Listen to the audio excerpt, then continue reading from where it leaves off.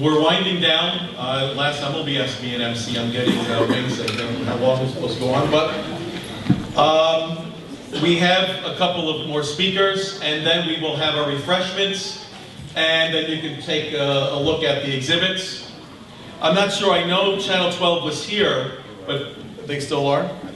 But they were, yeah. And I know that they had told me this was earlier that they wanted to do something live at 5.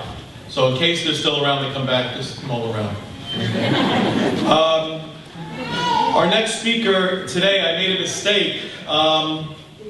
As Reverend Valentin was, after he said the prayer, I was supposed to allow you to speak, and, you know, I'm sorry, Reverend. So, would you please welcome once again Reverend Valentin from Yonkers.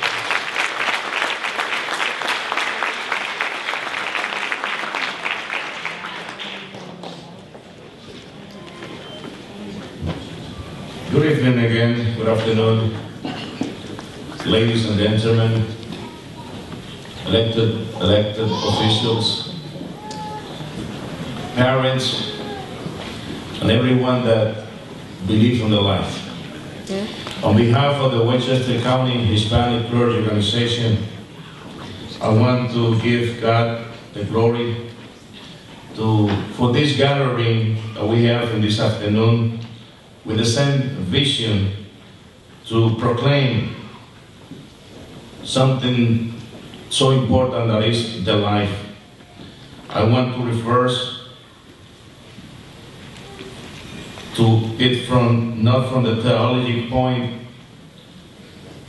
but to use our simple and common expression to believe in life and defend life, the same way that each doctor in the emergency room or each firefighter in the midst of the blasting fire should be something common that we are able to say that is a common sense.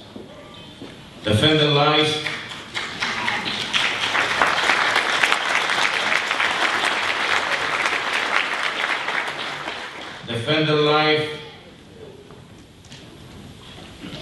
is defending the family, the society, is defend our people, is defend our generation. I want to congratulate our friend Tony Felicissimo, also Mr. Richard Brad, for the award in pro-life.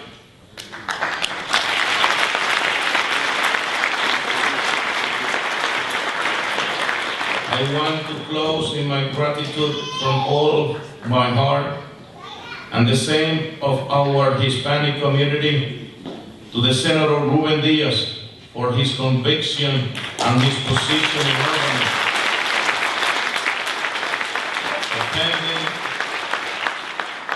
defending this issue, not concerning to race or color, but concerning the life. Senator Ruben Diaz, you are not alone. Your job is not in vain. Defend life, and remember that the Westchester County Hispanic Clergy Organization is praying for you, also for all elected officials like yourself, being committed with the moral value in our society. To finish, I want to thank our very distinguished Mayor Phil Amiconi for this position in favor for life and in conservative position in our moral value. Thank for this proclamation, Mayor, and keep doing what you're doing. Thank you. God bless America. God bless everybody.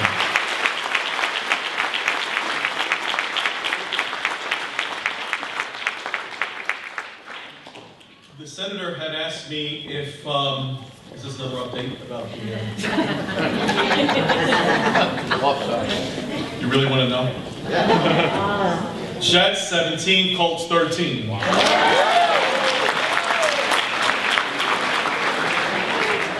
Right on top. Since Leslie Diaz, the wife of the senator, was unable to make it today, he asked us if we would allow, and of course we will, to speak Assemblyman Michael Benjamin from the Bronx. So you didn't know you were speaking, huh?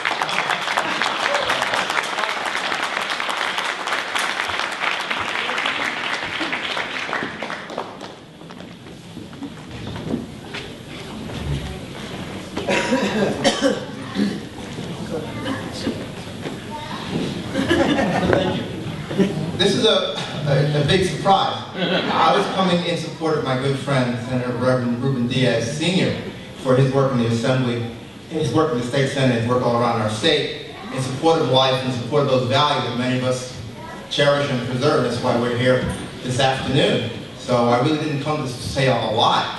My wife, Kennedy, is my chief of staff, and we both came together because we wanted to support the senator and this issue. I stand behind Senator Diaz. We stand side by side with many issues that are important to us. We get criticized as Democrats for not hewing the Democratic line that can, at times, be harmful and disrespectful of all life.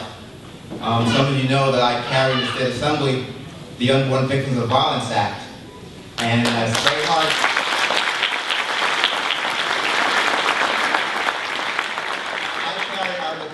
That if you support choice, then we have to support the choice a woman makes to have her baby.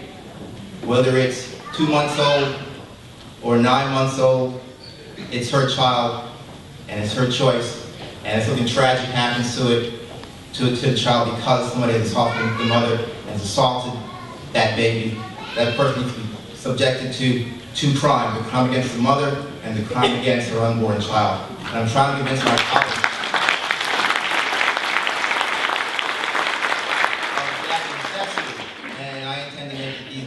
few months in the Assembly and the Senate a real effort to try to get that bill brought to the floor. Because with the change in the rules, that possibility exists.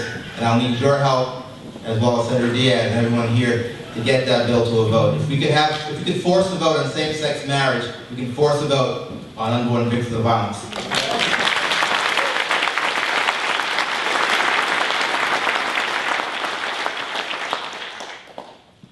I really want to say that, as a Democrat, as a black Democrat, there's this assumption that African Americans are liberal across the line.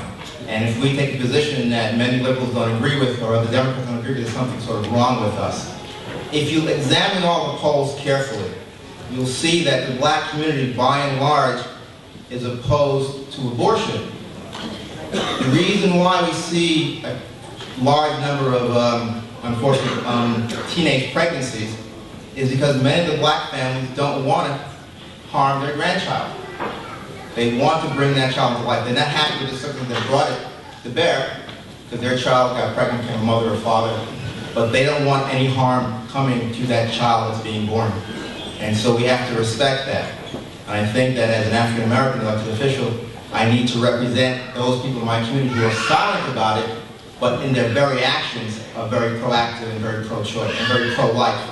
So I stand before you with Senator Diaz, with Bishop Walsh, and everyone here, the mayor, the county executive, and all of you, to right what's been wrong and to do the best we can to make sure many more New Yorkers are supportive of our position. I want to thank you.